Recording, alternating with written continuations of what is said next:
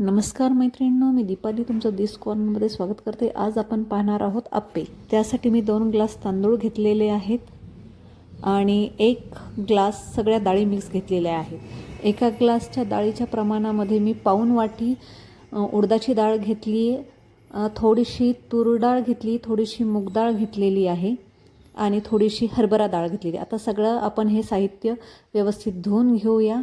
तांदूळ मी धुवून घेते आणि डाळीसुद्धा इथं आपल्याला धुवून घ्यायच्या आणि भिजू घालायच्या आहे रात्रभरासाठी। एक 2 ते 3 तास भिजवल्या तरीसुद्धा हे चालेल। पहा, सगळं आपलं सगळं साहित्य व्यवस्थित भिजलेलं आहे। 2 ते 3 तास मी इथं भिजवलं होतं। सगळं आपलं व्यवस्थित भिजलेलं आहे। आता आपल्याला मिक्सरच्या पॉटमधून बारीक असं फिरवून घ्यायचं आहे। तांदूळ इथे आपण काढून घेतलेले आहेत।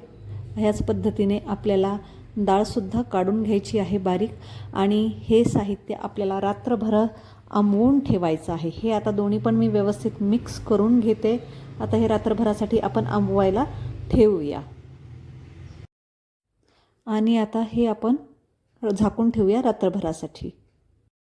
आता हे सकाळी मी काढून घेत आहे, झाकण काढत आहे। व्यवस्थित आपलं आंबलेलं आहे। पहा किती छान असं हे फुललेलं आहे, अगदी व्यवस्थित असं फुललेलं आहे। आता हे व्यवस्थित मिक्स करून घेतलं आहे आणि यामध्ये मी थोडेसे कांदे बारीक चिरून यामध्ये घातलेले आहेत। तसंच लाल टोमॅटोसुद्धा मी 2 ते 3 बारीक चिरून घेतले, कोथिंबीर बारीक चिरून घातली आणि मीठ टाकून हे सगळं व्यवस्थित मिक्स करून घेतलेलं आहे। हे सगळं साहित्य आपल्याला व्यवस्थित मिक्स करायचं आहे। आता एकीकडे मी आप्पे पात्र ठेवलेलं आहे गरम करायला, त्यामध्ये मी थोडंसं तेल घालत आहे। सगळ्या याला आपल्याला हे तेल लावून घ्यायचं आहे, व्यवस्थित तेल स्प्रेड करून घ्यायचं आहे। पहा, सगळ्याला व्यवस्थित आपण तेल लावून घेतलं आहे, व्यवस्थित स्प्रेडसुद्धा करून घेतलं आहे।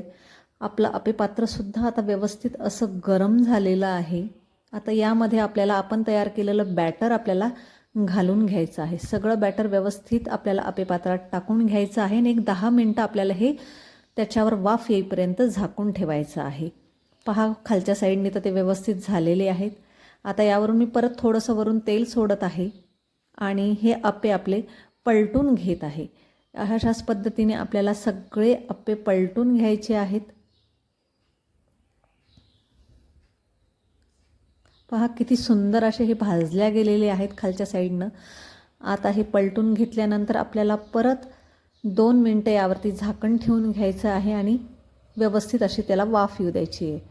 पहा, आपले आप्पे तयार झालेले आहेत। अगदी झटपट बनणारी ही रेसिपी आहे आणि ही आता आपण सर्व करू हिरव्या चटणीबरोबर। हिरवी चटणी कशी बनवायची सुक्या खोबऱ्याची याचा मी व्हिडिओ आधीच पोस्ट केलेला आहे, तो तुम्ही नक्कीच पाहू शकता। तयार आहेत आपले आप्पे। तुम्हाला ही माझी आप्पे बनवण्याची रेसिपी आवडल्यास नक्की माझ्या चॅनलला लाईक, शेअर आणि सबस्क्राईब करा। थँक्यू।